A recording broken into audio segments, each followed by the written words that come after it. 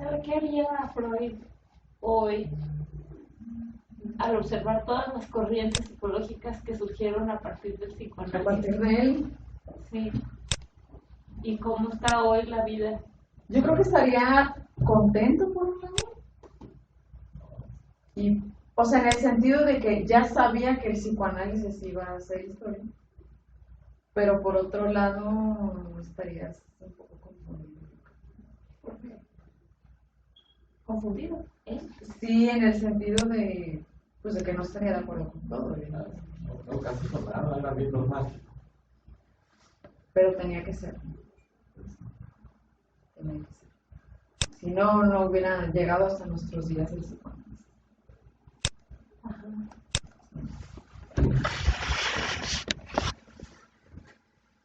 Listos, pues.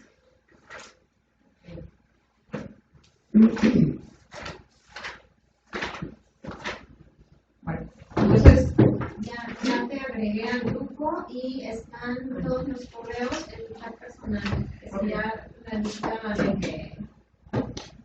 a la que mandé los correos. Sí. Pero tú la agregaste después, ¿sí ves todos los chats? No, ella no tiene esa parte, porque Ok. si no se le pierden en el de la maestría. Ok. Sí, sí, ya.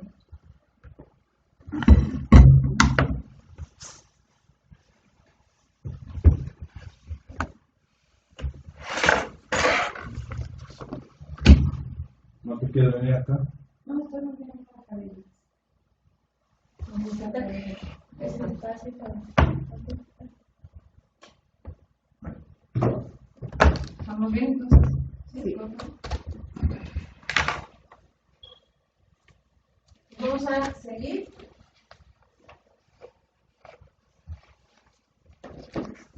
Nos quedamos con esta parte del video del chico tatuado.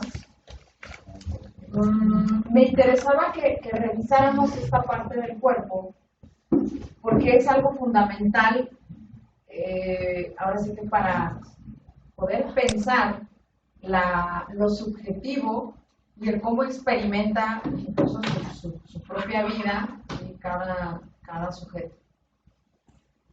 Y la relación con el cuerpo, si se fijan, es muy singular.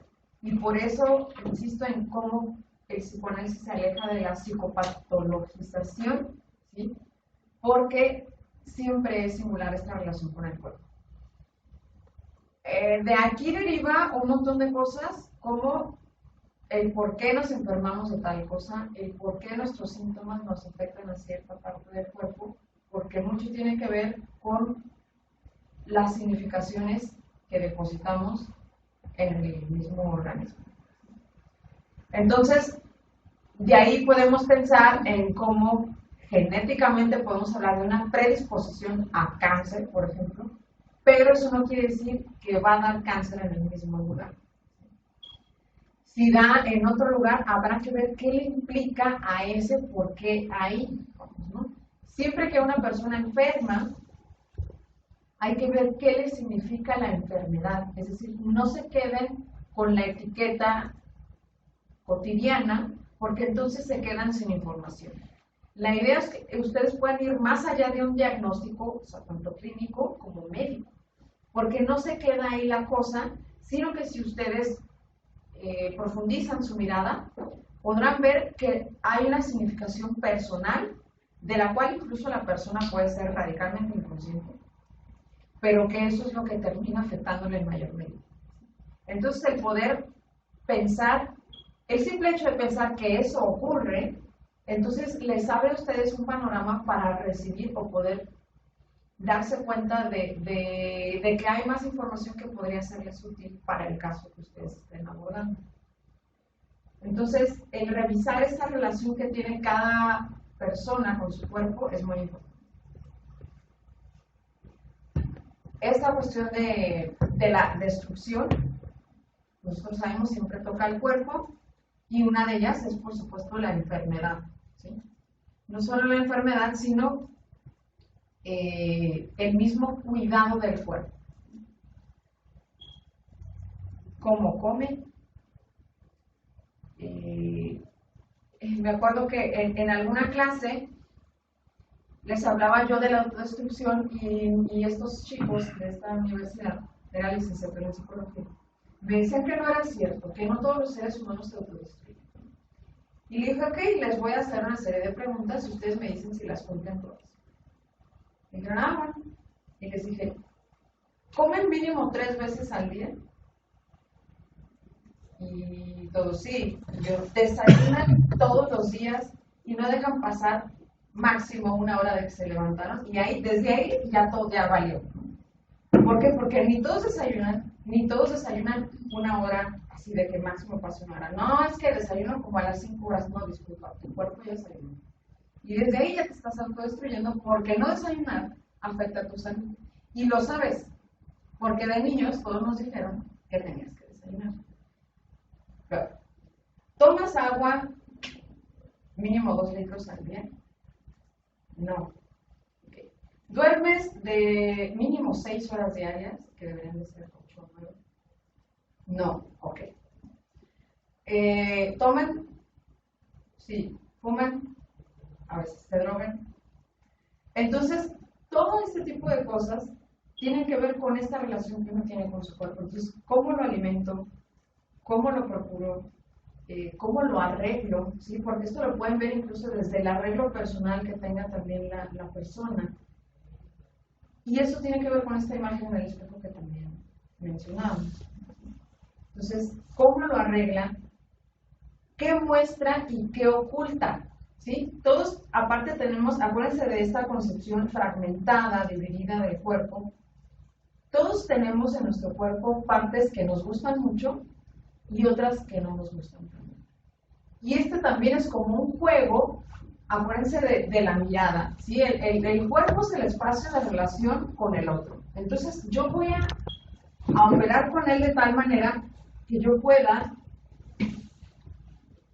convocar, producir la mirada que busco, ¿sí? Ya sea de lástima, de compasión, de agrado, de seducción para intereses sexuales, amorosos, de amistad, de que quiero, por ejemplo, que me contraten para un trabajo, etc. ¿Sí? Entonces, el cuerpo siempre está ahí en medio entre la relación con el otro. Y el cómo lo procura, lo que hace con él cada paciente, es muy interesante de observar y muy importante. Entonces, esto que muestra y que oculta, por ejemplo, puede señalarles áreas problemáticas. No es lo mismo una persona, por ejemplo, que se viste muy sensual, es decir, que le gusta mostrar mucha piel, a una persona que se viste siempre tapadísima, ¿no? Como por ejemplo las mujeres de la religión esta, la luz del mundo, ¿no? Que siempre traen falda larga, que no se cortan su cabello. Es decir, si se fijan, no solamente es de que, es que es de la luz del mundo, no, pero es que eso, ¿cómo es para ti? Entonces, si ustedes tratan de singularizar cada experiencia, van a ver lo diferente que es la experiencia de cada persona. Y esa es como la propuesta, ¿no? Que puedan ustedes lograr eso. Porque entonces ya no se quedan con la generalidad, sino que abren a lo específico que pueda darles ese caso, esa experiencia. ¿Sí? Y finalmente no hay nada que esté bien o que esté mal, porque si lo vas a singularizar, va a tener un significado, porque son códigos. Entonces esos códigos, esos símbolos para el individuo pueden ser funcionales. ¿Es así? Sin embargo, más allá de que ustedes juzguen si está bien o mal, sí pueden ver si es bueno o no para él o ella. Por ejemplo, no, pues yo hago la dieta de la lechuga. ¿Cómo comen la lechuga? No, que comen pura lechuga, estaría bien. No, o sea, pues que comen pura lechuga, ¿no? Tacos de lechuga con limón, pura limón y sal. Vamos, ¿cuál es el problema? que nuestra sociedad actual pretende, como vimos en el caso del grupo de pedófilos, que quieren que se les reconozca su deseo, el que sea. Y no, efectivamente, ¿no? ¿Por qué no? Porque si es perjudicial para él o para la sociedad, pues entonces, pues no es conveniente, ¿no? ¿Cuál es la cuestión? El ser consciente implica no solo ser consciente de tu historia, sino de cómo tu historia afecta a tu relación con los otros. Es decir, que también afecta a los otros. Que a veces eso les da gusto, porque entonces no buscan quién se las hizo, sino quién se las pague. Pero es que eso habla de que esa herida no ha sanado. Acuérdense de estas heridas de amor, ¿no? Entonces, si esta persona busca afectar a los otros, es que no ha sanado. Nadie busca afectar a otros si está bien consigo mismo. Entonces, esto nos habla de también cómo está este vínculo con nosotros. Y ya saben quiénes son nosotros. La otra edad. Que luego con Lacan se divide, ¿no? Porque no son nada más la otra edad, sino el otro con mayúscula y el otro chico. ¿Y cuál es la diferencia? Sí. El otro con mayúscula es el que no tiene falta. Creo que se les había comentado, que sería, por ejemplo, es un supuesto que exista alguien que no tenga falta. Dios, Exacto. Dios. Falta, me supongo, es O sea, que es pecado, perfecto. error, falla. Falla. Que lo tiene todo. Y el otro con mayúscula lo vamos depositando. Pongamos que es como una máscara, ¿no? Entonces vamos y se la ponemos a algunas personas, o incluso hay veces que ni siquiera tiene rostro. Por ejemplo, la cultura. La cultura te dice cómo debes ser feliz, cásate de tal edad, ten tantos hijos, vístete de tal forma, y es un mensaje que no se sabe decir a ciencia cierta de dónde viene, pero es súper específico. Es decir, si no te casas siendo mujer y ya tienes como 30 y feria, se empiezan a sentir medio raras. Y es como, ay, como que yo no soy una quedada. Tal es así que se casan antes, que tienen hijos antes, y no tenemos aún esta visión de la sociedad europea, donde les vale y entonces ni se casan, ni se juntan, ni nada, ¿no? Y están bien. Pero eso tiene que ver con este mensaje de la cultura, que es la otra edad. Pero que, ¿a qué nos referimos a que no tiene falta? Que es como si nos dijera, con esto vas a ser feliz, y lo creemos. Eso más.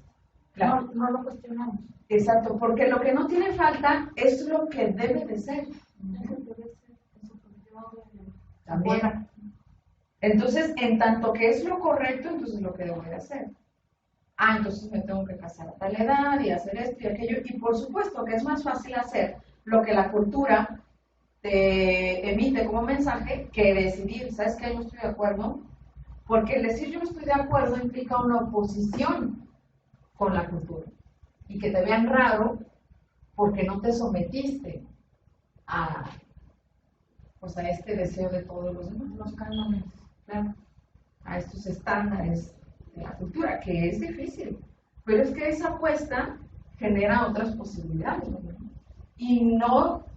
Y el sometimiento nunca va a dar estas posibilidades, porque ahí si uno está sometido a lo que el otro quiere, pues uno se somete de diversas maneras. Esto es observar por ¿verdad? O sea, esto ya no es parte del yo de la casa, ¿o sí? ¿Sí? Y el otro, bueno, ¿qué otros podemos tener aparte de la cultura? Los ideales. Entonces, para los niños, el primer gran otro en la vida es la madre. ¿Sí? La madre es la todopoderosa, la perfecta, la más hermosa, la más todo. Y es una herida darse cuenta que el otro no es eso. Y es traumático. Esa es la experiencia, dirá Lacan también, de la castración. O sea que el otro no es como yo creo. No es perfecto como la ves. ¿Puedes profundizar en eso? ¿Cómo es que eso es la experiencia de la castración? Por ejemplo, cuando uno se enamora, es muy fácil de percibirse. Porque cuando uno está enamorado, bueno, todo es perfecto, todo es miel sobre hojuelas, color de rosa. Y cuando empiezan a aparecer los primeros problemas, o ya sea que ocurra una decepción muy radical, es una experiencia incluso como de no poder creerlo. Es traumática la experiencia, es sumamente dolorosa, porque entonces uno se da cuenta que esas ilusiones que uno tenía se quiebran. Es decir, o sea que eso no puede ser. Entonces ya no puedes creer en el amor, en las ilusiones, al menos no así. Y de ahí entonces que muchas personas puedan decir, es que todos los hombres son iguales, es que todas las mujeres son iguales, yo no confío en las personas porque todos son así. Eso es a partir de una experiencia de la castración, en donde, ¿qué implica la experiencia de la castración? Que las cosas no son como tú querías. Así es. Y aceptar eso, pues es lo que deberíamos hacer todos los humanos, pero vieran cómo nos cuesta trabajo. En efecto, ¿qué podría decir? Si yo creo que de 100 humanos, 5. Pero Maggie, por ejemplo, cuando dicen, esa madre es muy castrante, yo entiendo que es una madre que no permite que florezca el hijo o la hija, pues. Que es una madre que los tiene muy sometidos y que impide que ellos desarrollen su propia personalidad, que es muy fuerte, muy posesiva, muy impositiva. Eso entiendo cuando es una madre castrante. Sí, porque cuando una persona es castrante, que de hecho esa palabra viene del léxico psicoanalítico y si se fijan, la utilizan las personas. Sí, ahora es moda, me castra tal cosa, como decir no me gusta, me molesta. Claro, porque ¿qué es lo castrante? Lo que señala la falta. ¿Cómo es una madre castrante? No hiciste perfectamente, eso no está bien hecho. Saqué 9.8, pero no es 10. ¿Sí me explico? Es decir, siempre señala el cachito que te falta. Eso es ser castrante. Señalar la falta siempre, de entrada es como si fuera necesario, vamos, ¿no? De todos modos existe aunque no la señales. ¿Qué necesidad hay de estarla señalando todo el tiempo? Eso es castrante. Entonces ese tipo de personas no son agradables a nadie. ¿Por qué? Pues porque a nadie le gusta que le estén señalando su falta, vamos, ¿no? O sea, está bien cuando uno quiere mejorar las áreas de oportunidad. Y hay que saber coexistir con esa falta que nos habita a todos, ¿no? Pero eso no quiere decir que la queremos estar viendo las 24 horas del día, ¿no? Porque eso es invivible. Entonces, las madres que son así, el problema es que entonces lo que producen en sus hijos es también esta dificultad de asumir, no de asumir la castración, sino que la sufren en demasiado, ¿no? Pueden sentirse demasiado incompletos, demasiado insatisfechos, o sea, que de plano les hace falta, o sea, que están en la calle, ¿no? Pueden tener muchísimas cualidades, ser excelentes personas y sin embargo se sienten insuficientes. Esto es lo que produce una madre castrante, una persona que se siente insuficiente todo el tiempo, para todo. Así sea el mejor, así tenga 1000 cualidades. Oye, y esa es lo que le estás llamando, esa es la actitud castrante. Sí. Pero la experiencia castrante que tú decías dice, cuando las cosas no son como parecen, como la diferencia que existe entre expectativa y realidad. Este cacho que existe entre expectativa y realidad, pues no sé, se construye a través de mis propias creencias, de mi fantasía o de lo que tú quieras. O sea, Se produce por alguna razón. Cuando tú estás hablando, cuando hablaste hace rato, que te das cuenta que la gente está enamorada porque todo le parece perfecto hasta que no es perfecto. Hasta que la diferencia entre la expectativa y la realidad, ¿no? Ese espacio, en ese espacio existió la falla o existió algo que en mi sistema de creencias ya no embonó y dije, ¿cómo? O sea, se quitó el maquillaje y ya no es la princesa que parecía, ¿no? Y entonces me llevo yo una decepción porque siempre vi lo que creía, lo que quería yo ver y no lo que era la realidad. Claro, porque entonces uno no solo se siente engañado por el otro, sino que además uno también se engaña. Entonces es como una experiencia doble de, me mentiste, me dijiste que no tenías falta, y sí tenías. Pero por otro lado es, ¿por qué te creí?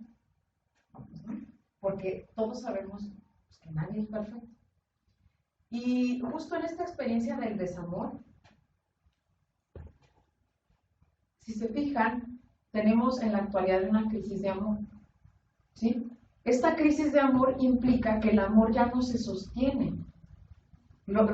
Es decir, tienen un problema, ¿qué hacen? Cambian de pareja. La estadística, ustedes saben, de las personas que se casan, aproximadamente el 70% se divorcian. Es muchísimo. ¿Para qué se casan? ¿Por qué se divorcian? Porque no asumen la castración. Ahora sí que así se las pondría. Se divorcian porque no asumen la castración. ¿Eso qué significa? No acepto que la otra persona no va a hacer ni a hacer lo que yo quiera. Y que yo tampoco lo voy a hacer con él. Que el otro no es perfecto, que el otro se equivoca, que el otro no va a caer gordo muchas veces. No lo aceptan. ¿Y qué es más fácil? En esta lógica, incluso cultural capitalista, de consumir, entonces lo que hacen es consumir, como tú mencionabas, que también es el caso no solo de sustancias, sino personas. Entonces, ¿qué es más fácil? ¿Arreglar el problema con mi pareja o cambiar de pareja? No, pues mejor la cambio. Next. Eso es no aceptar la castración. Entonces, estas personas que están cambio de pareja, no asumen eso, que no hay persona perfecta. Y de hecho, el amor, por así decirlo, maduro, implicaría aceptar eso, la falta del otro es la mía. ¿Qué implica aceptar la mía? Y yo no tengo por qué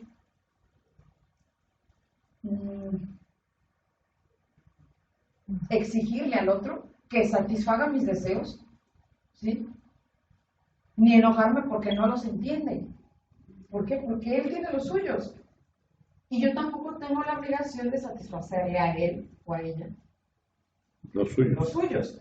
Entonces es mutuo. El problema y la dificultad de que eso triunfe es que los dos tienen que hacer lo mismo y si no, eso se va a caer. Y como ustedes pueden verlo, pues eso ya por los jóvenes, pues ¿qué hacen mejor? Cambiar de pareja. Porque además se presta.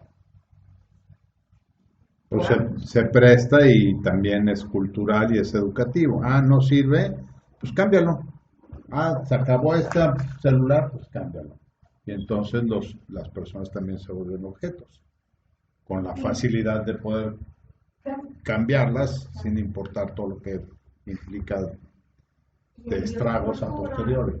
Y el bioscultura que ves en la tele y en las películas y en el internet y en el YouTube y en las revistas, también dicen lo mismo. Claro, exacto. Y qué bueno que lo mencionas así como el Dios cultura, porque si lo pensamos así, si le ponemos ese adjetivo de Dios, lo podemos pensar como el Dios cultura, el Dios ciencia, el Dios del que me enamoré, o sea, como la persona amada, pues, ¿no? El Dios, la autoridad de mi mamá, el Dios, fulanito al que admiro. También es generacional, ¿no? O sea, por ejemplo, los que todavía pertenecemos a la generación X, todavía creíamos en que las cosas se arreglaban. porque estaban hechas para durar. Y como estaban hechas para durar, cuando te fallaba algo, Incluso los objetos duraban. por eso lo mandabas a arreglar. Ahora ya nada dura. No, y entonces como lo mandabas a arreglar, se puede reparar. Así, si algo se dañaba, pues lo podías reparar. Y es una cuestión generacional también. Ahora es tan fácil cambiar un objeto como cambiar una persona. Y en otras generaciones no era fácil ni cambiar de objeto ni cambiar de persona. Y si había algo que hacer, pues se arreglaba. ¿Sí? Hay un libro que les voy a recomendar. Es de un autor.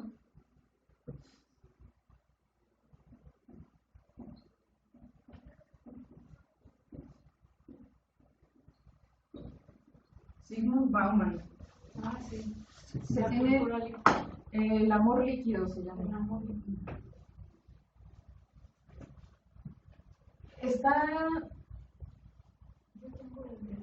Está triste el libro, porque es real.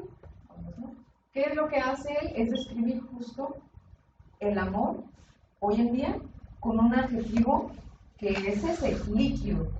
¿Qué es lo líquido? Algo que no tiene forma y que se desparrama por todos lados. Es decir, las relaciones hoy en día, los vínculos sociales no tienen forma. Se diluyen tan fácil como se cree. Es como si fueran reciclables. ¿Por qué traer esto a flote? Porque uno de los elementos de contención, ¿sí?, de las personas, sobre todo con las que ustedes van a trabajar, son los vínculos.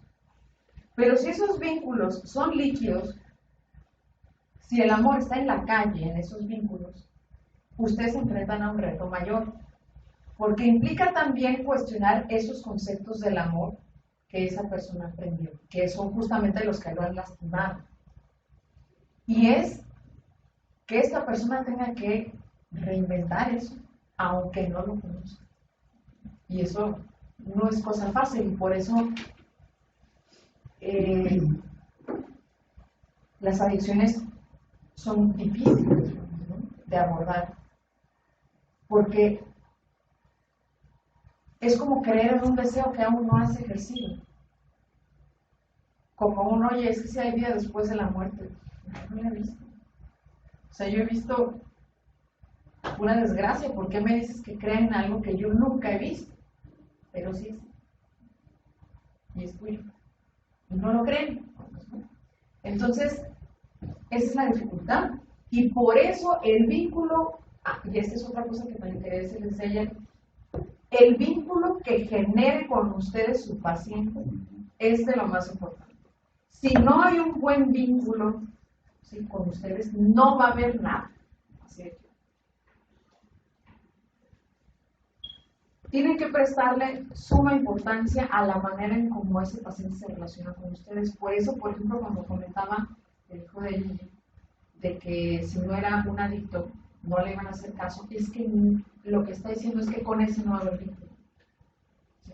De entrada. De entrada. De entrada. Y si no hay vínculo, no hay nada. Entonces, eso comenta él, y a lo mejor él y otros así lo harán. No quiere decir que todos. Pero mucho depende de lo que ustedes logren hacer, de la conexión que ustedes logren hacer con el paciente. Pero también que lo sepan, ¿no? Ese vínculo es sumamente importante. Evidentemente ese vínculo que ustedes generen no puede ser líquido, tiene que ser consistente. Ahí yo tengo algunas preguntas. La primera es que esta experiencia de castración es inevitable. Y de acuerdo con lo que tú nos compartes, me parece que es hasta necesaria. Sí. Necesaria en la producción y elaboración del ser.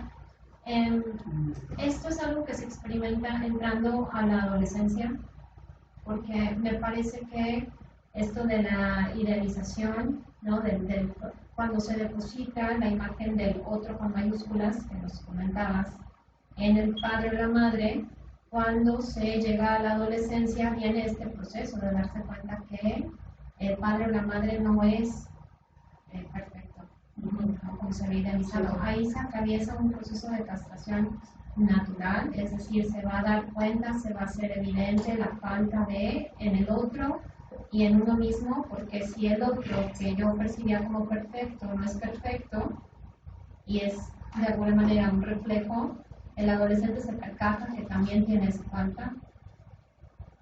Sí. Ok. Y a partir de esto surge otra pregunta.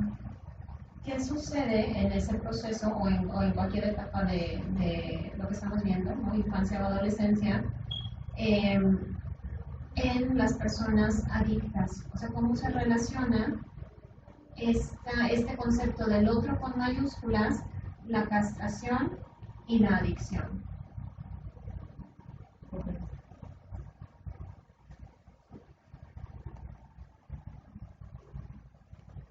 No puede decirse en general. Tendrán ustedes que revisarlo en cada caso porque es muy diferente en cada caso. Acuérdense que desde el punto de vista psicoanalítico no podemos generalizar como todos los adictos o todos los que consumen, así fuera la misma sustancia. Es muy diferente. Lo que sí pueden revisar es incluso estos mandatos inconscientes que pueden tener el sujeto que lo llevan a destruirse. ¿Sí? Recuerden siempre esta culpa inconsciente que le hace buscar la autodestrucción, pero recuerden también estas relaciones que lo dañaron, por la cual también puede buscar eso mismo. ¿Sí? Como si percibieran que lo que el otro quiere es que se hagan daño. Eso también puede suceder. Como si en vez de que el mandato fuera un mandato positivo, fuera un mandato como destruyete. Por ejemplo, mejor no hubieras nacido. ¿Para qué te tuve? Me desgraciaste la vida. ¿Sí? Cuando estos niños reciben estas frases, ¿de qué les está hablando esas expresiones? De muerte. ¿Para qué nacías? O sea, muerte. ¿Para qué te traje al mundo? Me desgraciaste la vida. Pues si se la desgracié a mi mamá, pues mejor me hubiera muerto. Y entonces, ¿qué se busca en el acto? Es como si en el horizonte del consumo se buscara esa muerte que el otro deseó porque el otro eso deseaba para mí. ¿Sí? Pero eso es porque le cree al otro. Porque lo que ocurre con la experiencia de la castración, no es nada más de que, ay, si me castró mi mamá. No, yo tengo que asumirla. Asumir la castración implica separarme del otro. Eso eres tú, eso decías tú, esto soy yo. Sí, no soy lo que tú quieres, de acuerdo. No tengo por qué serlo ni quiero. Voy a hacer lo que yo quiera. Así te haya desgraciado la vida según tú. No es cierto. Porque yo no te pedí venir al mundo. Entonces, en estas historias de adicciones hay mucho de eso. Hay mucho de estos vínculos con expresiones desafortunadas de estas madres que pudieron haber dañado mucho justo esta relación del sujeto con su propia experiencia de vida.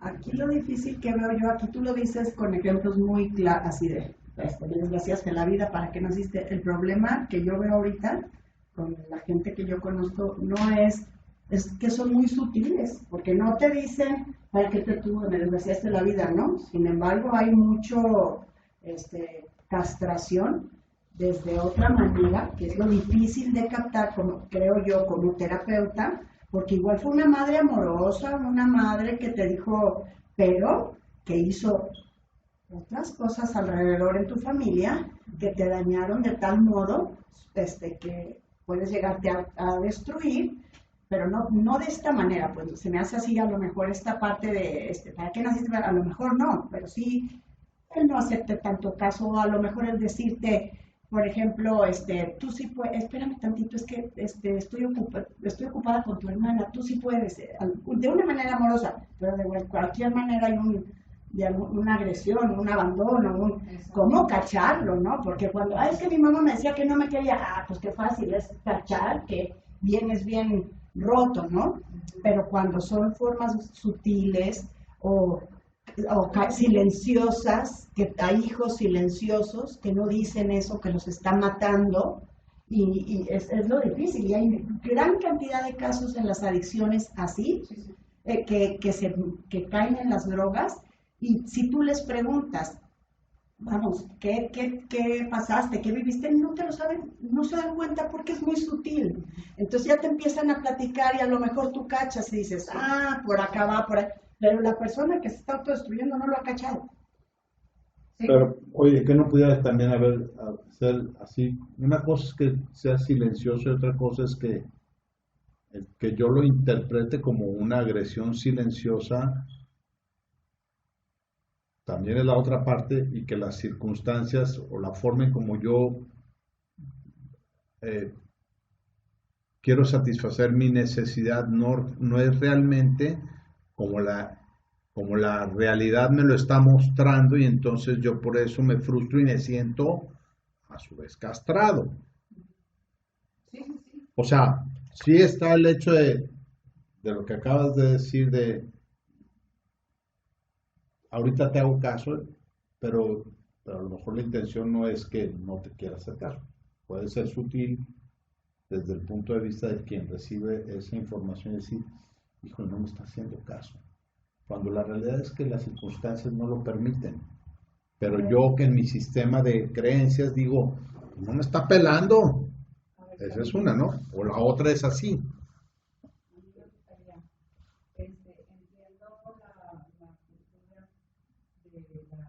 De darse cuenta del insight del ser, así se habla en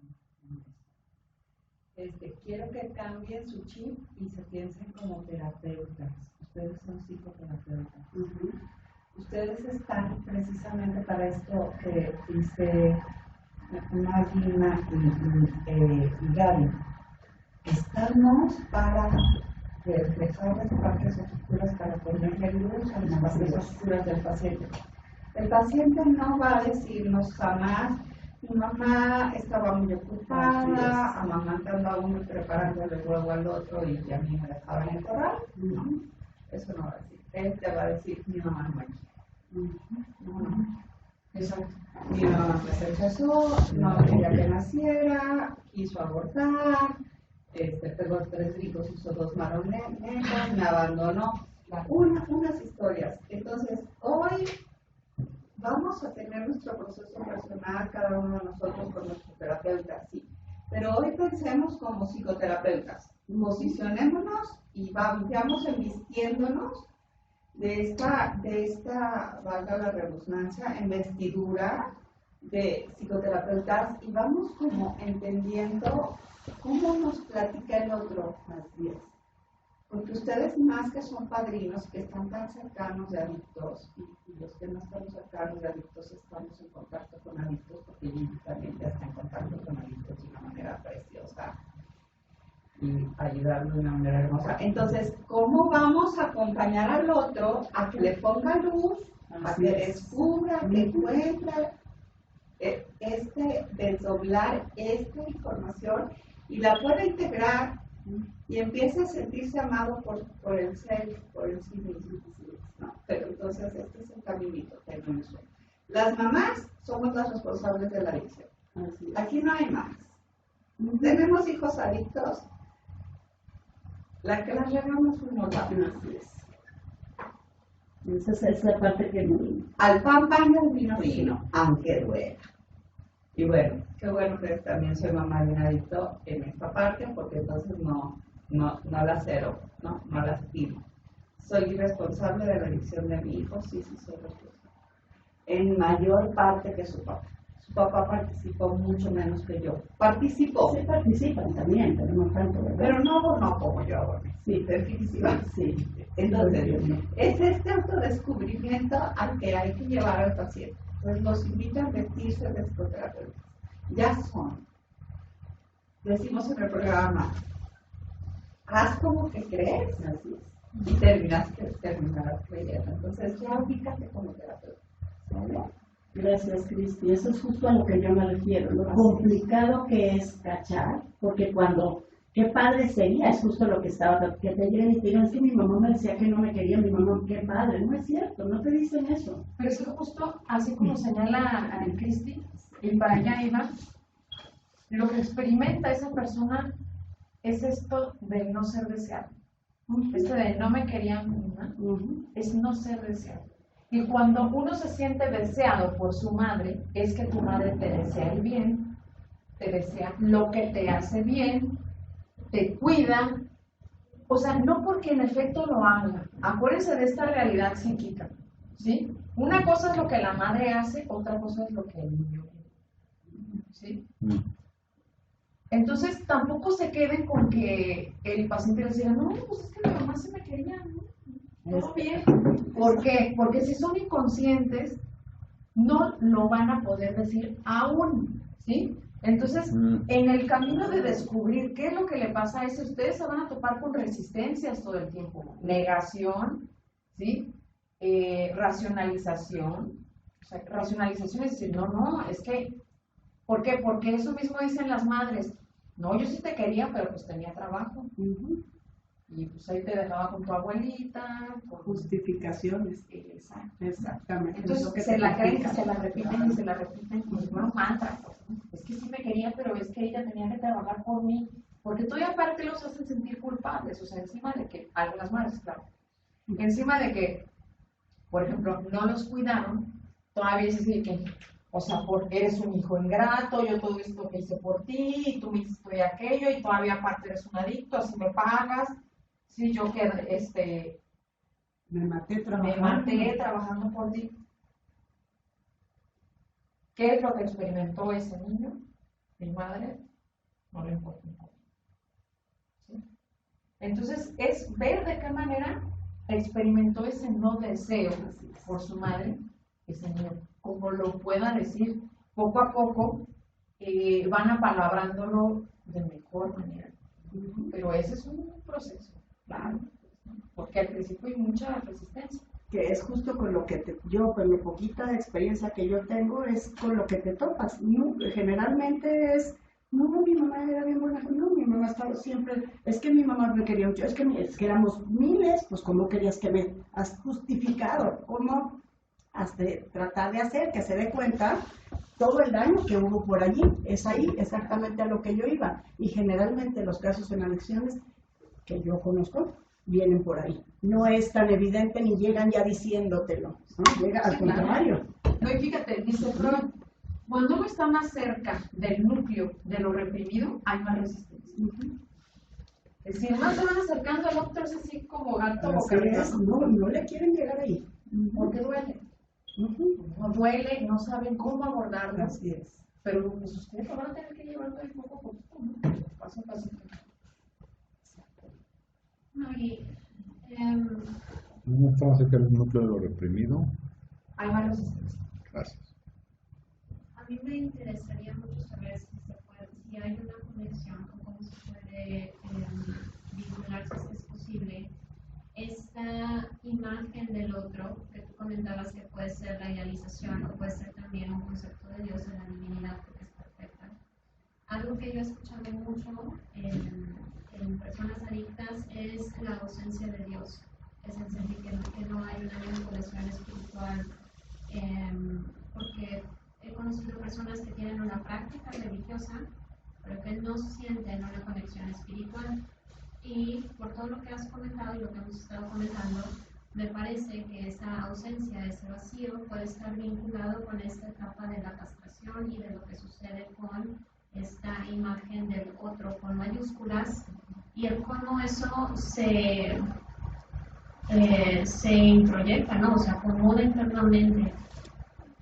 ¿Qué podrías decir al respecto? ¿Hay una vinculación? ¿Sí se da? ¿O qué pasa? ¿Por qué las personas con adicciones o muchas personas con adicciones suelen vivir esa ausencia del otro con mayúsculas y de la conexión que se puede generar con la espiritualidad?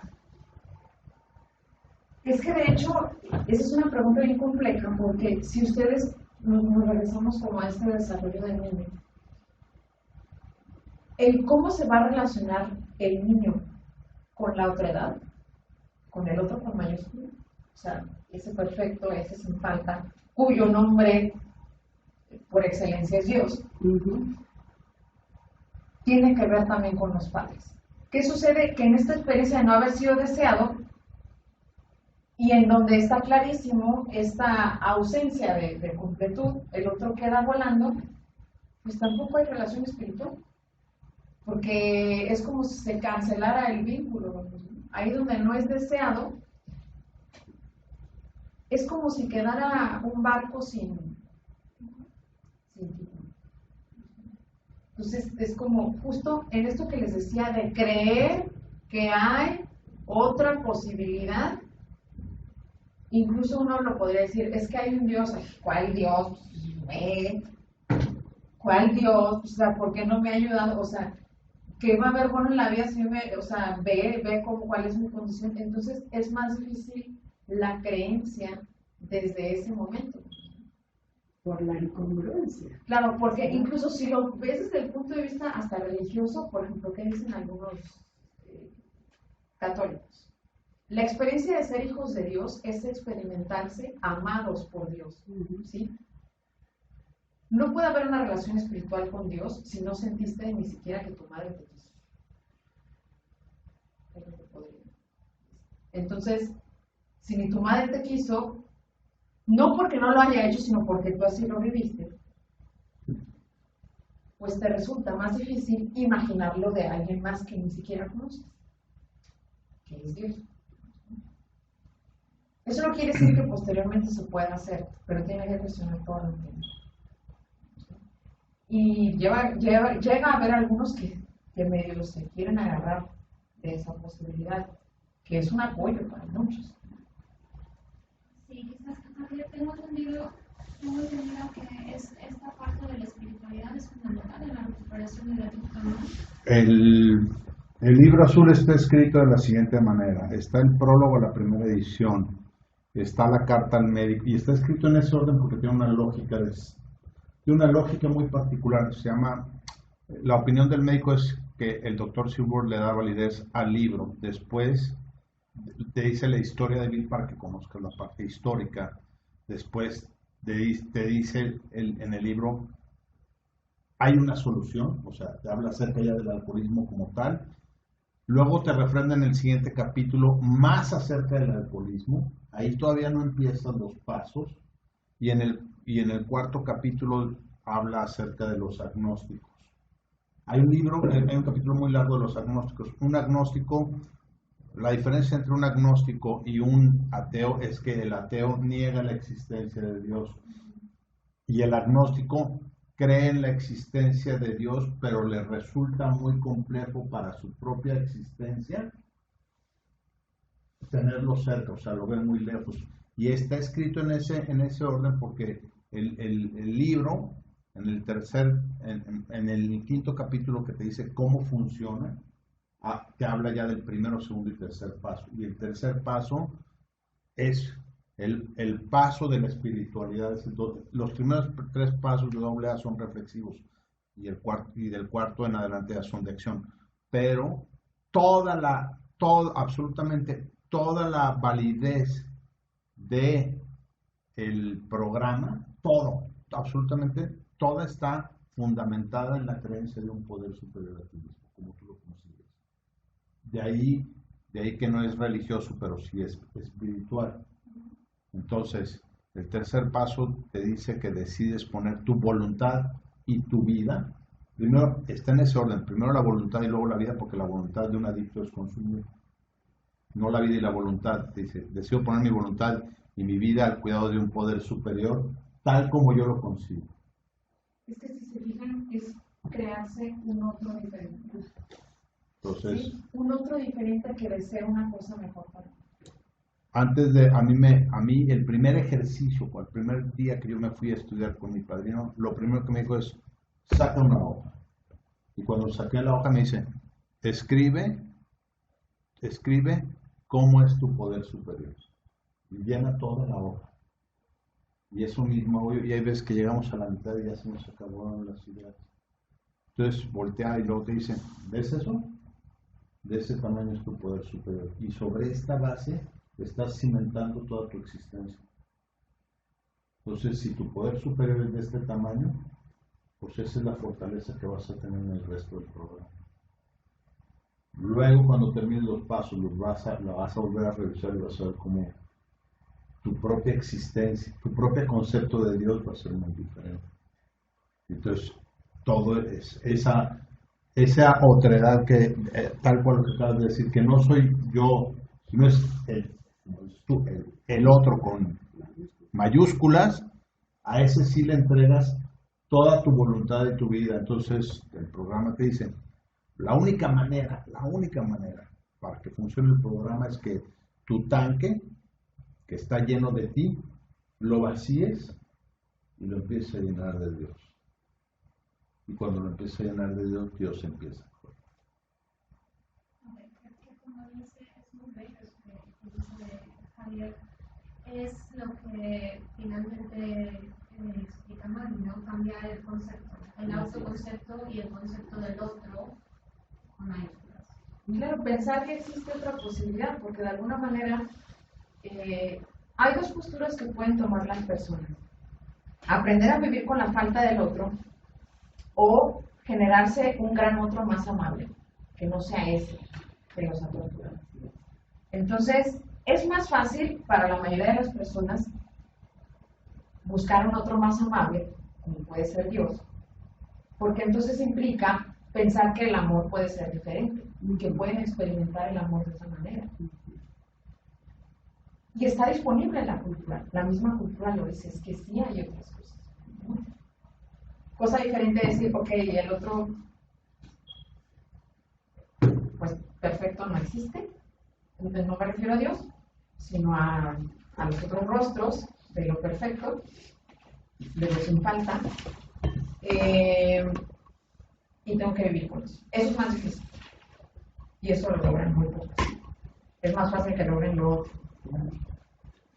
Pero es de mucho provecho que lleguen a ese punto. Generarse un otro más amable, y eso les genera un camino distinto adelante. Por eso son como las dos opciones. Todo lo que acabas de decir y todo lo que hemos visto a través de aquí en la maestría, de alguna manera, si el día de mañana quieren que les explique el libro azul, se los explico, porque van a encontrar todo lo que se está diciendo aquí con otras palabras idéntico. Esto que acabo de decir, te lo voy a decir cómo se traduce en el libro. Llega Evi, que es un amigo de Bill, cuando Bill está ahogado de borracho, ya desahuciado, antes de su tercer internamiento, y él venía de los grupos Oxford. El libro azul viene, el programa de los 12 pasos viene de un programa anterior que se llama de los grupos Oxford, que no tenían todos los pasos, pero Evi, su amigo que era igual de alcohólico que él, lo agarraron los grupos Oxford y le pusieron el programa y llegó a pasarle el mensaje. Y el día que le pasa el mensaje, llega y le toca la puerta y lo ve radiante, espectacular, y le dice, ¿qué te pasa? No, o sea, no te reconozco. Él estaba borracho. Y volteó y le dice, lo primero que le dice, tengo religión.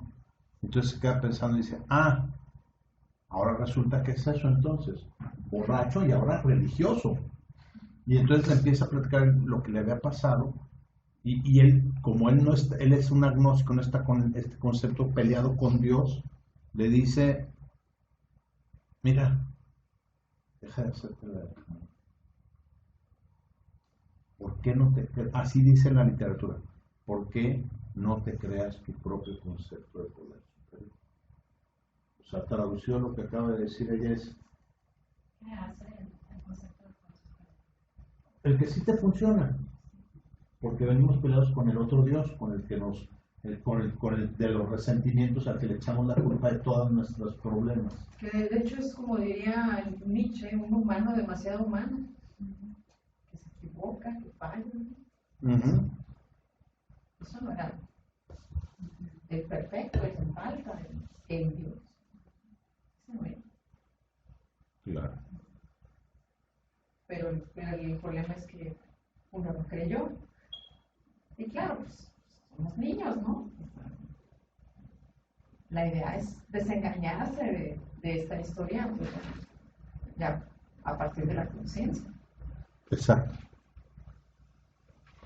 Maggie, este proceso que se acaba de describir, la creación de un yo y de un nuevo concepto de el yo y del otro, se haría a través del recurso del yo para poder llevarlo a cabo, ¿verdad? Porque decías que ese es el que va a mediar. Primeramente, y quiero que sepan que eso se sufre. Les van a llorar, patalear, renegar, reclamar, ¿sí? Y muchas veces empeoran antes de mejorar. Muchas veces. Porque es como en la última y nos vamos. Así, pues déjame despido de mi vida que llevaba antes y dicen, no, ya basta. ¿Esto generará también una modificación del superyo? Sin duda, definitivamente. Del superyo. Definitivamente, porque es que si te fijas, el otro ya no está ahí diciendo cosas. O sea, a lo mejor la madre, justo cuando ve a su hijo o hija ya mal, pues ya no lo trata a lo mejor de la misma manera, y así. Pero quiere componer algo que es el año del cáncer y sorry, o sea, ya fue tu tiempo. Pero eso ya no tiene que ver con lo que la madre haga. E incluso la madre puede estar muerta. Pero es justo lo que tenemos acá adentro, ¿sí? Lo que genera toda esa tortura. Y definitivamente el superior tiene que cambiar. Porque este concepto del gran otro, ¿sí? Está ahí. Bien. Al modificarse el concepto del superyo, Maggie, intuyo que también se dará una relación distinta con el ello y permitirá hacer de alguna manera una transición de la pulsión destructiva a la pulsión creativa. Claro, porque es como si eso que deseabas, que le tenías la puerta cerrada y que lo único que hacías era lastimarte, pues como si poco a poco se la vas abriendo. Entonces, el conflicto va disminuyendo, porque mientras haya un poquito de flujo de lo que sí quieres, de lo que tiene que ver particularmente contigo, pues se va liberando la tensión y se posibilitan otras cosas. Pero si eso está totalmente atascado, pues por eso tiene que ver como este término medio, ¿no? entre el otro y yo. Pero si está totalmente polarizado al otro, pues mi vida va a ser un infierno.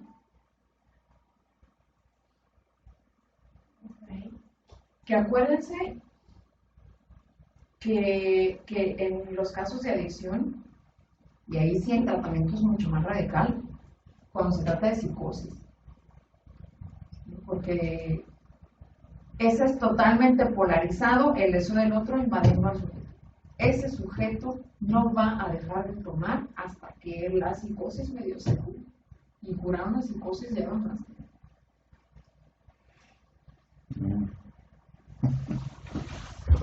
Sí se puede, pero pues, creo que hay más camino de comer.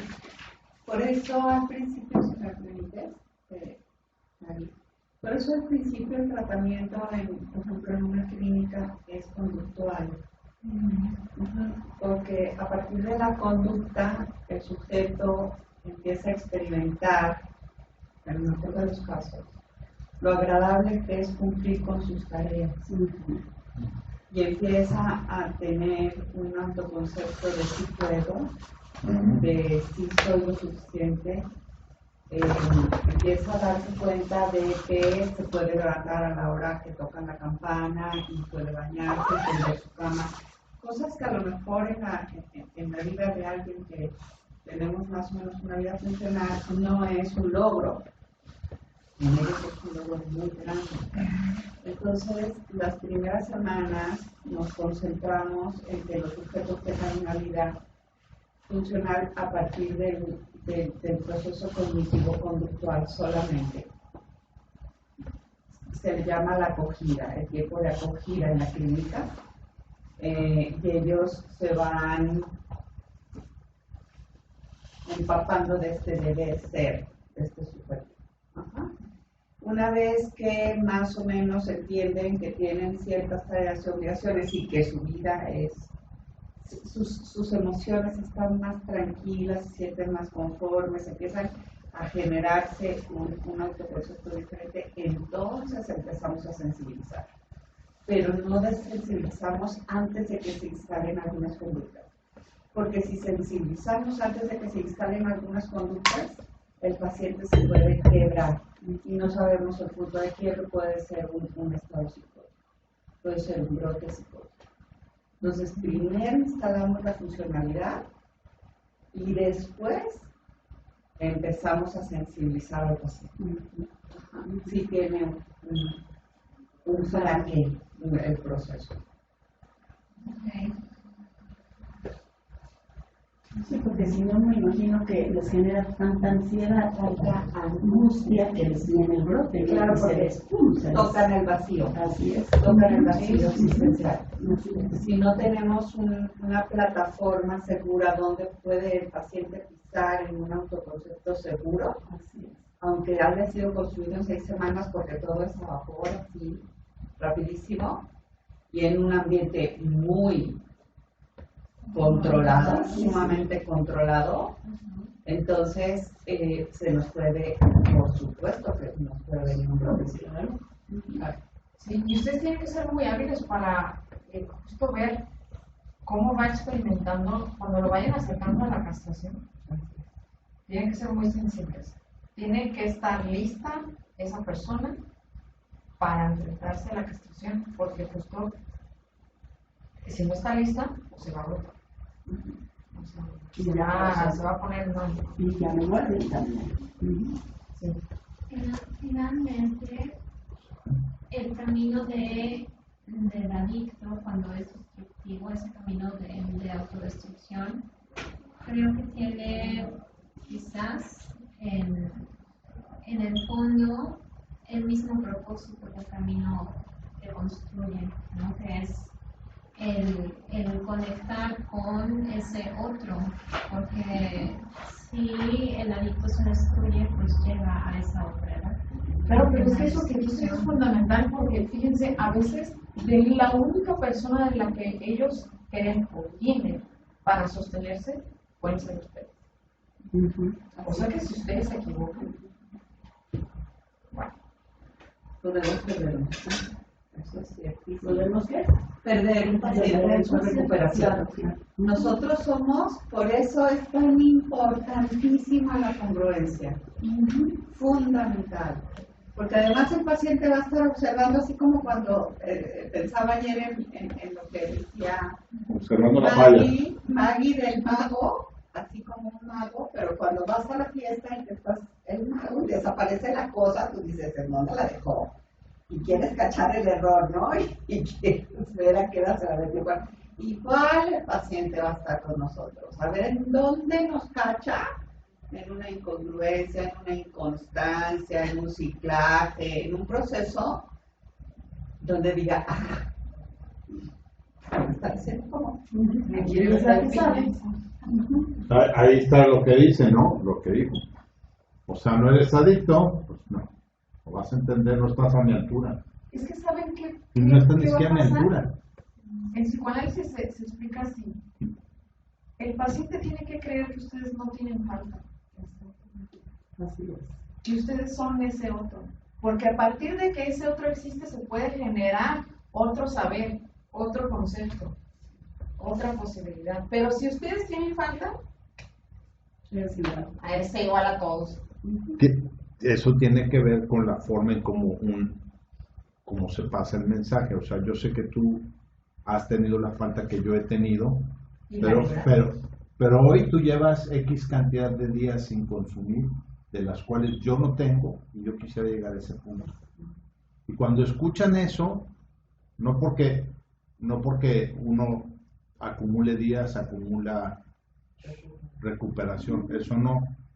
Vuelves, aquí el concepto es, me reseteo todos los días y mi sistema operativo al final del día, como el celular, si no me vuelvo a conectar a este tema espiritual, en los grupos decimos a esta condición espiritual. O sea, si tu condición espiritual no está bien, te vas a ir al pedo. Así, te vas a ir a consumir. Entonces, lo único que te diferencia, cuando yo le dije a mi padre, oye, o sea, tú ya estás en otro nivel, güey, 12 años, 13 años, cabrón. ¡Wow! Yo apenas estoy empezando en el día 1. Y dice, a ver, ahí yo entendí este tema, de que, dijo, tú y yo estamos a la misma distancia de consumo, a la mismita. La única diferencia entre tú y yo el día de hoy es que hoy traigo más condición espiritual que tú, porque estoy trabajando contigo. Eso es lo único que me está logrando. Eso es lo único. Todo lo demás es idéntico porque en Alcohólicos Anónimos no hay personalidades. Enfermos con un propósito en donde todos en teoría nos debemos reconocer a la mismita distancia. La diferencia entre tú y yo, me dices que hoy yo tengo una condición espiritual que tú no tienes. Pero yo hoy podría, si yo hoy falto en mi condición espiritual, hoy me voy a consumir. Pero no lo estoy haciendo porque estoy trabajando contigo, y el trabajar contigo me recupera más a mí de lo que te recuperas tú. Pero eso lo vas a entender cuando tú des el mensaje.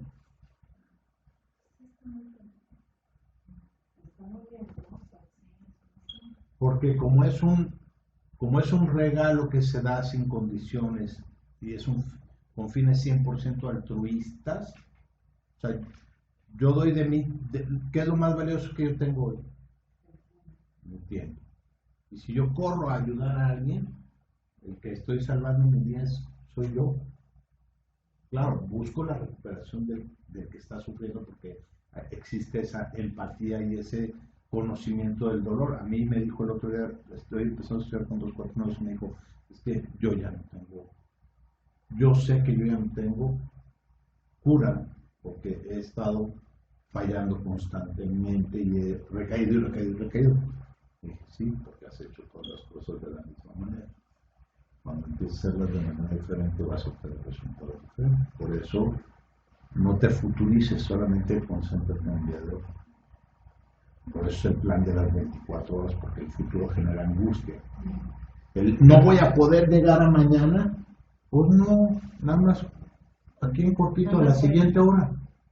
El plan de las 24 horas se tiene que reducir a las 2, a las 6, a la siguiente hora. Y dices, ya la libré una hora, pues ahora otra hora, otros 15 minutos, y así te lo veo. No podemos pensar tan a largo plazo porque genera mucha angustia. Uy, no, porque nunca he podido llegar a una semana de estar sobrio. Pero pues no tienes que pensar en una semana, que es corta. Y es modificar la forma en que vemos las cosas. Todo el tiempo, o sea, esto es cansado porque es hoy estás luchando todos los días con tus demonios.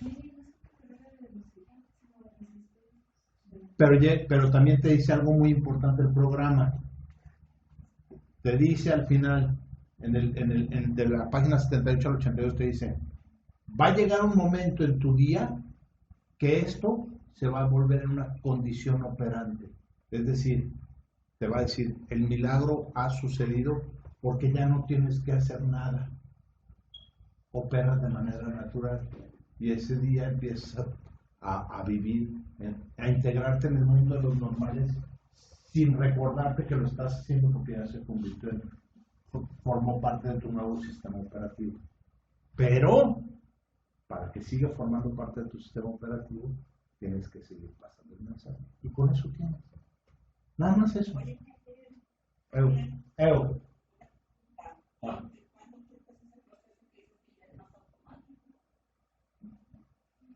Buena pregunta. Depende. Cuando en un tiempo razonable, normalmente tardas entre 6 meses y 1 año. O sea, porque tú vas a estudiar el libro azul y el libro azul te va a llevar por ejemplo, yo que lo estudio, con los que los he estudiado, que son entre 1 hora y media y 2 horas de lunes a viernes, me lleva aproximadamente 6 meses. Porque llevas los primeros 3 meses 4 llegas hasta el cómo funciona y a veces pues, un poco más, un poco menos. Y cuando empiezas allá a partir del 9º paso, que es a los 2, 6, 7 meses, los avientas a que empiecen a agarrar otras gentes antes de que acaben el paso 2. Y entonces empiezan ellos a trabajar en el programa con otros y consigo mismo. Y a veces, pues, te lleva más, depende. Hay otros que reciben el programa y nada más lo reciben y ya no lo dan. ¿Está bien? Y luego creen que el mantenimiento es conjuntas, pero no logran experimentar la dádiva del programa que es recibir recuperación a través de estar viéndolo con los que están abajo de ti que los estás ayudando. O sea, yo no entendía esto y yo no me aterraba la idea de tener alguien con quien estudiar. Y mi padrino me dijo, digo, ¿qué hago? A ver, ¿ya has subrayado el libro azul y has visto lo que yo te he dicho? Sí. Bueno, pues ahora lo que tienes que hacer es hablarle de ti y del libro azul, de tu experiencia, pero del libro azul. Y por eso lo subrayaste y por eso anotaste. Entonces pasa algo muy curioso, porque ahora me dicen, oye, es que te sabes el párrafo, la letra y las historias.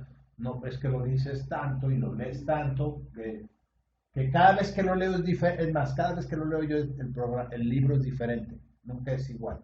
Y cada vez me gusta más leerlo y ahora ya profundicé en otros libros y ahora me pongo a escuchar oradores gringos que te explican porque el libro en español no está escrito igual que en inglés. Bien, algunas frases cambian completamente. En inglés me regalaron un libro gringo en Estados Unidos en español y tiene otras palabras. O sea, la edición, la traducción es diferente. Y de hecho, la última traducción también es diferente. Entonces, yo estudio con un libro y a veces los que están leyendo leen otro libro diferente, pero si tú tienes la posibilidad y entiendes inglés, de agarrar un libro en inglés y tener uno en español, hay algunas frases que van a tener otra connotación. Y hay algunos oradores que luego yo se los escribo y son... Ahorita yo sí te puedo decir que ellos son mis maestros de lectura del libro azul. Más allá de que me lo escriban, yo escucho y entonces hay un cuate que se llama Bob D. Darrell, que ese te dice del 1 al 12 en YouTube. Y hay uno que habla del cuarto paso de Bob Darrell. Bob D. Bob D. ¿Nos pasas el link? Te paso el link porque tiene todo el libro azul del 1 al 12 en inglés. Y hay un audio que tiene 9 horas. Está súper padre. Entonces lo puedes estar escuchando. Yo muchos lo escucho en YouTube. Este libro azul es algo muy importante. ¿Manera de conseguir el libro azul? Aquí está cuesta 400. En Amazon. Ajá, y está. Y les voy a recomendar otro libro que se llama Un programa para ti, que también está en Amazon. No, en inglés no hay. O sea, ese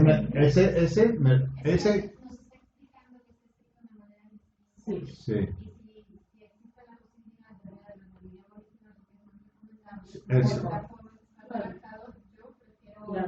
Eso solamente en Amazon los puedes, o sea, aquí no sí. Un programa para ti está escrito por 2 alcohólicos que te explican el libro azul. Y es una literatura muy vieja, creo que hasta ya murieron uno de ellos, me estaba explicando lo que encuentro. Pero ese libro es una joya. Que también seguro lo puedes escuchar en YouTube. No, un programa para ti solamente lo venden en Amazon, ni siquiera en otros, o en PDF. El libro azul, ¿cómo se llama en inglés? Seguro que Es que el libro grande no es igual. The Big Book. The Big Book. The Big Book. Es que es el libro grande. Así escucho. El libro grande. The Big Book. Honestamente, por ejemplo, todas las obras de Freud no las encontré en internet. Entonces, a lo mejor están Eso lo voy a pasar aquí.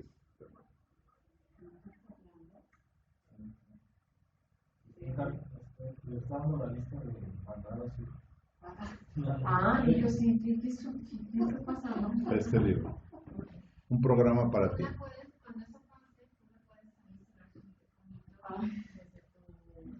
Sí, es que como ya no veo acá la... Nada más no ves. ¿Cómo era? ¿Dónde quedó la pestañita? Puedes seguir. No sé, no me escucho. ¿Sí nos escuchan, Mare?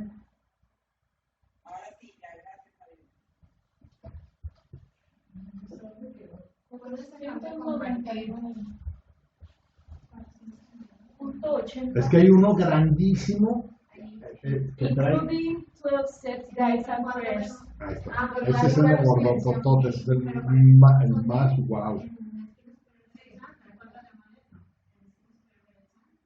Ah, sí, sí, sí. Sí, Te da la opción de silenciar.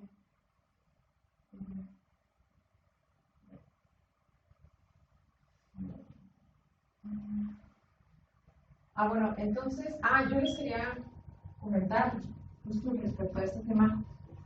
Cuando se dice que el paciente va a pensar, o para que ocurra ahí el proceso, pensará que ustedes no tienen falta, no quiere decir que no la tengan, ¿sí? Y tienen que tener mucho cuidado con eso, porque es muy fácil caer y coquetearle al otro lado. ¿Por qué? Porque su lugar es un lugar de poder. El lugar del gran otro es un lugar de poder. Entonces, es por eso que yo creo que una formación ética es fundamental para ocupar este lugar. Y tenemos un gran problema en muchísimos terapeutas hoy en día porque no tienen esa formación y terminan haciendo puras tonterías. Y quienes la pagan, principalmente son los pacientes. Entonces, tengan mucho cuidado porque el hecho de recordar, no solo que sí tenemos falta, sino que además el paciente te la va a recordar todo el tiempo. Implica saber de dónde venimos y por qué estamos ahí. Porque así como en el proceso del libro azul, primero se está como adicto y luego se está ahí ayudando a otro, pues nosotros también atravesamos un proceso, o tuvimos que haber atravesado un proceso de sanación para poder estar en ese lugar. Y el hecho de hacer como que eso no pasó, implica perder la memoria y caer en el lado opuesto que sería el lado de un abuso de poder.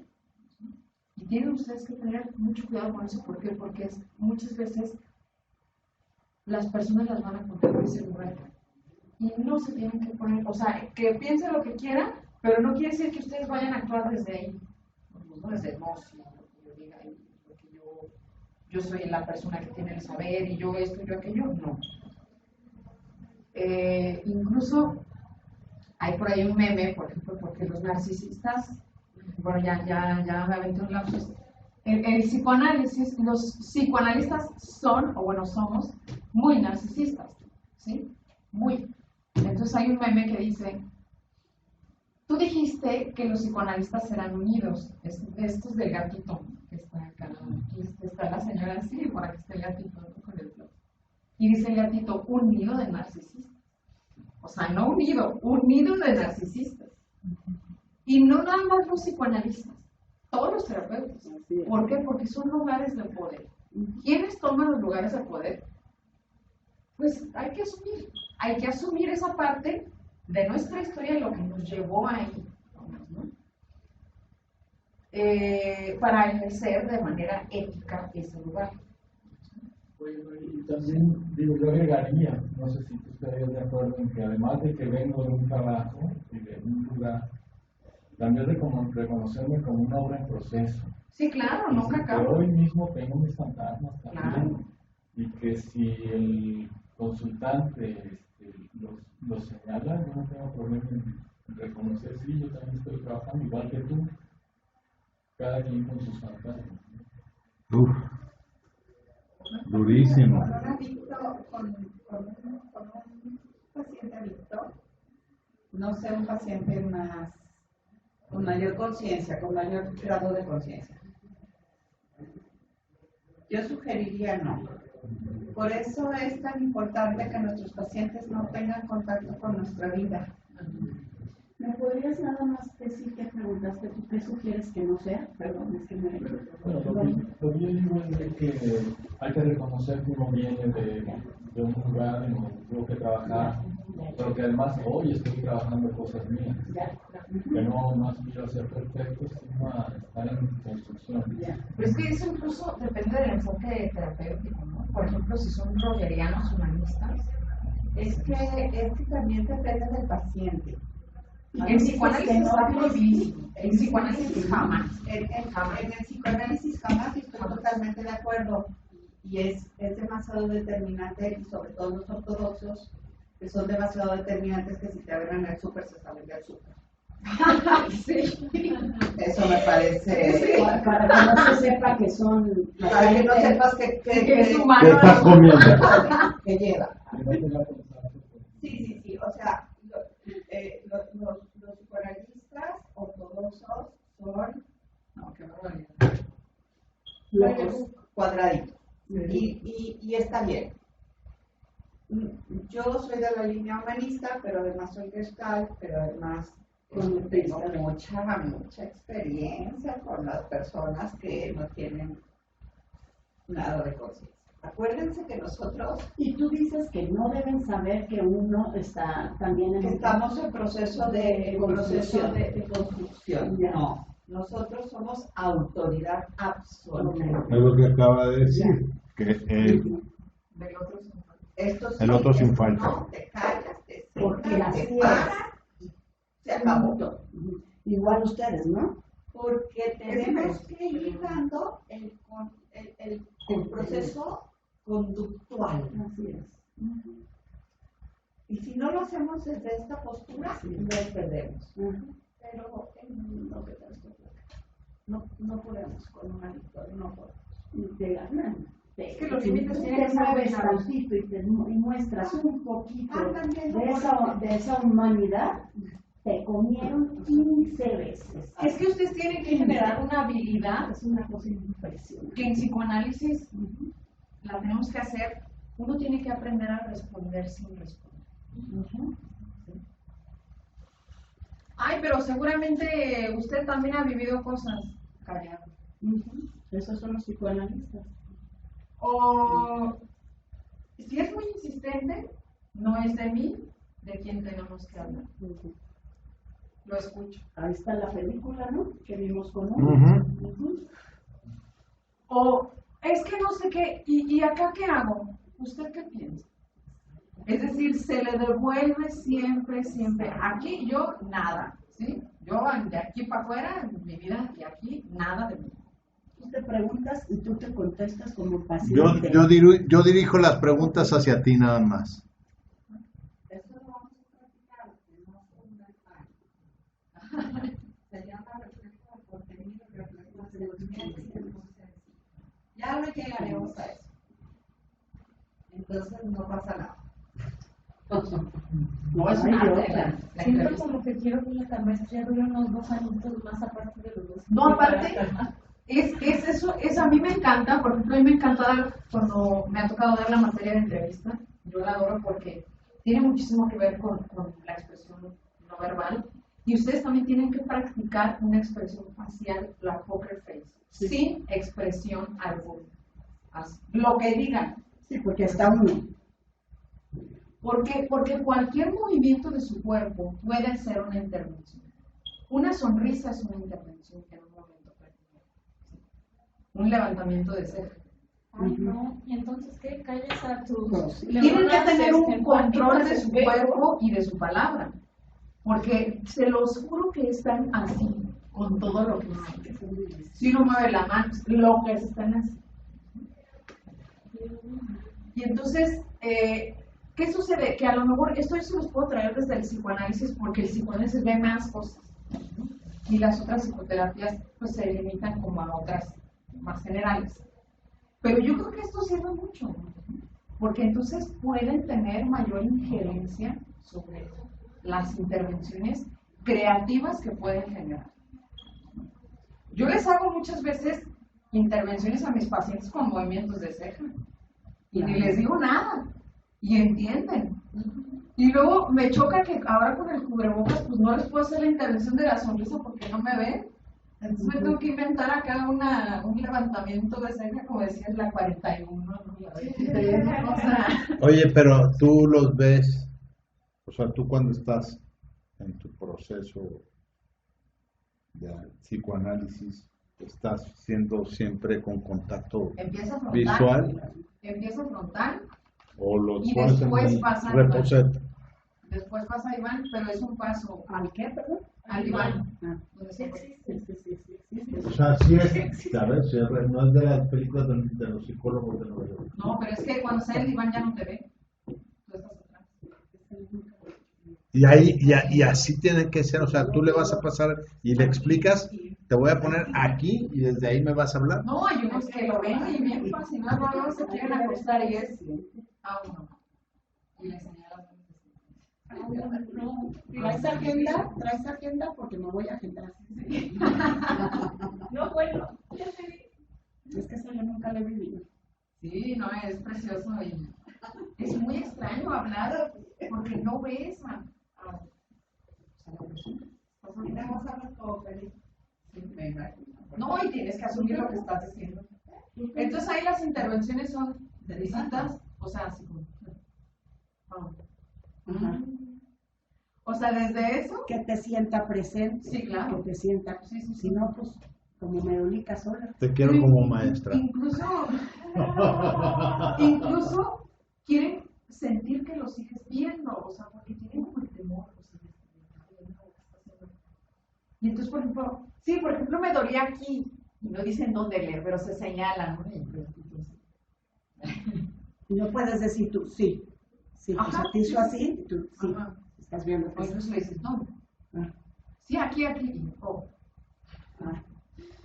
O sea, y el vínculo no quiere decir que se pierda, simplemente es como si se modificara, pero se intensifica, porque el eco que genera la voz de la persona, pues es mayor, porque es que no veo a nadie. Pues, ¿no? Y hay unos que no les gustan, hay unos que dicen, no, yo no. Ay, Me vaya yo que ver ahí. ¿Cuál es el propósito de que saques tu paciente en la liga y que tú estés atrás? ¿Por qué atrás? ¿Por qué no a un lado? ¿Por qué ahí? porque la idea es que no te vean. Si te pones enfrente, pues nada, es porque está bien a gusto, ¿no? O sea, él está bien a gusto y pues sí. Porque no pueden, necesariamente pueden no cerrar los ojos. ¿Y No, no, sí. qué pasa cuando no te leen con ese? eso lo es. Pues la No, confrontación con él mismo. Es más radical hablando con él. Porque acuérdense que Dándose cuenta de lo la figura que del está. psicoanalista es como un espejo que lo que va a estar haciendo es regresarle su propio, dice Lacan, su propio discurso de forma invertida. Es decir, yo soy tu espejo. Entonces, ¿qué te voy a decir? O sea que usted quiere decir que esto y aquello y así. Y entonces, o sea, no puede contradecir eso porque él mismo lo dijo y tú nada más se lo juntas. Ah, sí, pues ahí está. Entonces, o sea, ¿cómo? No, pues, bueno, sí. Entonces, a veces las intervenciones sí es muy creativa la clínica, muy creativa, y mientras más creativos sean ustedes, mejores clínicos van a ser. Entonces, tienen que encontrar un estilo propio, también sean pacientes con ustedes mismos. Uno siempre termina aprendiendo primero de su terapeuta. Y entonces empieza a imitando a su terapeuta para después encontrar su propio estilo. Y eso está bien. Pero sí es importante que lo encuentren.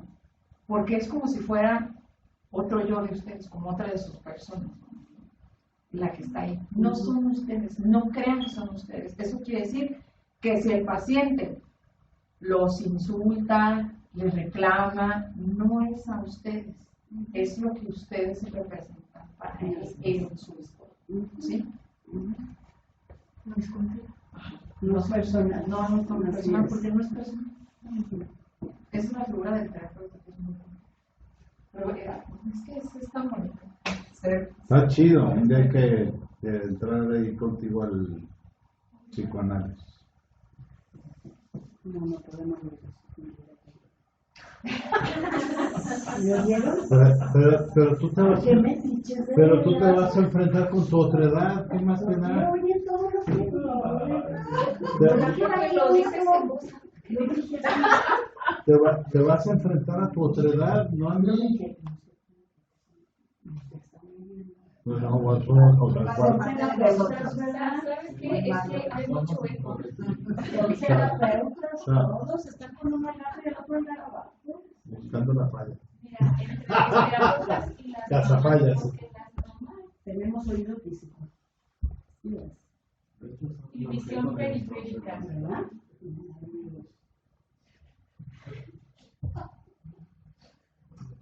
Está bien, no voy. ¿Te imaginas No, es un placer. O sea, de verdad, ojalá y se enamoren de este oficio, porque no me dejarán mentir que me sigan viendo. Es bellísimo y no deja uno de crecer como persona y de confrontarse con tu propia historia. De verdad, a veces es sumamente angustiante. Y qué bueno que lo sea, porque eso quiere decir que te lo estás tomando en serio. Es confrontativo y hay veces que uno le sufre con algunos pacientes, sí, pero el paciente no se tiene que enterar. Tú ahí, ya que se vaya, ya así lo sufres.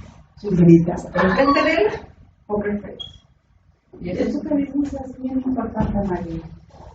Los terapeutas necesitamos tener supervisión terapéutica. Siempre. O sea, tú estás en terapia. Sí. Ah, te acabo de entender. Poker face. Poker Ya, face. como las caras de los del póker, que Sí. no, nada. O sea, si un paciente a mí me mueve, necesita su supervisión terapéutica ipso facto.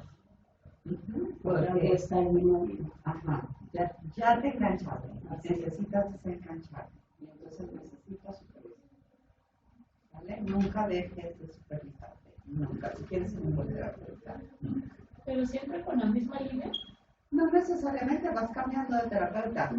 Aquel que se queda, bueno, a menos de que sea un proceso de psicoanálisis, ¿no? Porque no hay de otra. Pero si se queda un paciente en un enfoque humanista 7 años, pues algo anda mal. Algo anda mal. Sí, los psicoanálisis siempre duran. ¿Siempre dura tu más? Sí. O sea, pero duran lo que las personas quieren. O sea, depende de qué tanto quiera profundizar en eso. O por temporada. También, yo he tenido pacientes que están 2 años y se van y luego regresan otros 2 años. Sí, muy bien. O sea, ¿como cuántas sesiones? Uy, pero vieras cómo también. Pero es que además el proceso de la vida es un proceso en espiral en el que regresas a temas, pero con un nuevo bagaje experiencial, cultural, etcétera, como la muerte, como la pérdida, como lo vas viviendo de maneras distintas. No, y vean ustedes, todo esto del desarrollo, ¿no? ¿Cuántos años nos llevó vivir eso, sufrir eso, como para que creamos que en 5 sesiones ya está? Exacto. No, pues, ¿cómo saber? ¿En cuánto tiempo? Pues, Hemos sido víctimas de nuestra historia toda la vida como para creer que con una aspirina, que esa es la lógica de la cultura. ¿Y qué opinas de más Platón y menos Proust? Bueno, Platón yo la adoro, ¿eh? Yo me declaro socrática. Digo socrática porque Sócrates es prácticamente de lo que habla Platón, ¿no? Así es. Pero tú dices del libro. Ajá, no de llegarle a la terapia a través de la filosofía. En gran parte sí. En gran parte, Porque un terapeuta, me decía mi primer terapeuta cuando era adolescente, que tenías que saber de todo, o sea, tienes que tener una cultura muy vasta, porque cuando llega la persona, tienes que entender si es hindú, tienes que entender si es vegano, tienes que entender su mundo para poder contextualizar lo que te está diciendo. Y la parte de las filosofías, de la filosofía, o en más Platón y menos Prozac, decía, pues es que al final, cuando tú llevas un proceso mental en el que descubres bla, bla, bla, es más fácil que desenrollar que cuando inicias un proceso terapéutico, ¿no? Te pone muchos casos ahí en el libro. Sí, es muy importante que ustedes tengan una cultura general amplia, porque no saben de qué les va a hablar. Así es. Esto, por ejemplo, lo recomendaba Freud. Tienen que aculturarse todos aquellos que vayan a ocupar este lugar. Pero no solamente, porque está esa parte, pero también está aquella en la cual las significaciones personales de la persona son solamente de él, y es él quien te las va a revelar. Tú no puedes saber de antemano sobre ese en específico. Puedes tener como esta noción general, por supuesto, ayuda mucho, pero no lo es todo. Entonces están como combinándose ambas partes, ¿no? Y además eso a veces permite hacer ciertas interpretaciones y ciertas interpretaciones. O incluso ayudar a que se sostenga esa relación con ese paciente. Si a lo mejor él habla de algo que tú no entiendes, por ejemplo, he tenido pacientes médicos. Siempre sacan su terminología médica, siempre. Hijo de la... Y entonces, ¿qué hace uno? Afortunadamente a mí la medicina me encanta y también me he metido libros de medicina y también sé de términos médicos. Entonces hasta le contesto en términos médicos. Y el otro, pues me deja bien parada en el lugar del otro sin falta, ¿no? Porque si le dijera, oye, pues, ¿y eso qué significa? Pues qué difícil. Sí, claro, es difícil, pero esto también implica, por ejemplo, si un paciente dice, es que tengo tal enfermedad y yo no sé cuál es, pues yo no creo que me entiendes. Sí, claro. Es decir, el trabajo clínico es muy exigente porque también implica que cada caso te va a hacer estudiar algo diferente para tratar de analizar mejor de qué te está hablando. Y porque somos seres integrales, porque no solamente vas a llegar a lo mejor ahí por una cuestión terapéutica, pero también tienes que ver si la persona tiene un TDA, un Asperger, un brote psicótico, y eso finalmente tiene que ver también con cuestiones médicas y fisiológicas. Tienes que ver si se está nutriendo mal, si no duerme, tienes que ver como toda la parte de la higiene de la persona para saber qué parte psicológica está también involucrada. Sí, y fíjate también de que es importante que ustedes cuestionen todo diagnóstico. Todo diagnóstico con el que llegue la persona, cuestionenlo, porque no solamente es el nombre que otro le puso, sino lo que significa para él tener ese nombre y creerse. ¿Sí? Como esta parte de yo soy alcohólico. Ajá, ¿por qué? O sea, no es de que, sí eres. No. ¿Por qué? Así es, la historia. Ajá. Entonces, ¿a qué vamos? Porque es tan radical esta experiencia para los sujetos. Yo he tenido pacientes que, por ejemplo, se tatúan su diagnóstico. Imagínense eso. Yo tengo un conocimiento. Entonces, esta experiencia es como, no, o sea, no permitas llevar ese que eso te nombre lo que eres. Eres más que eso. Vamos, ¿no?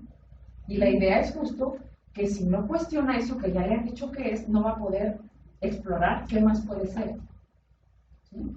Y la idea es por eso cuestionar todo diagnóstico que se le imponga.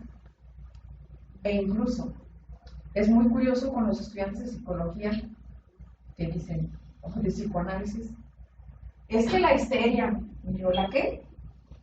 Pues la histeria, es que estoy bien histérica. Ah, ¿cómo? Pues sí, ya sabes. Y yo, no. ¿Qué quieres decir? O sea, claro que yo ya sé qué es la histeria, pero no sé qué quiere decir ella cuando dice la histeria. Exacto. Entonces a eso me refiero. A que no den por sentado un lenguaje que en el diccionario pueden encontrar, sino que traten de buscar el significado personal que esas palabras tienen para esa persona. Porque encuentran un mundo diferente. Y esa es la idea. Es un reto porque uno tiene que preguntar poco. Pero por eso los procesos psicoanalíticos son más largos. Depende de el abordaje que ustedes quieran hacer. Ya di muchas intervenciones sobre la clínica, porque creo que también es el objetivo de su maestría, pues, ¿no?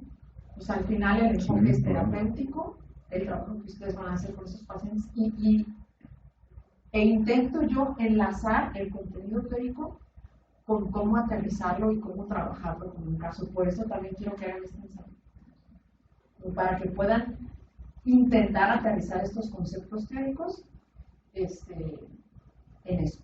Si algo me hace falta, quiero decirles de exponerles de esto, yo les hago un video y se los mando al grupo, en donde expongan lo que hizo falta de los temas.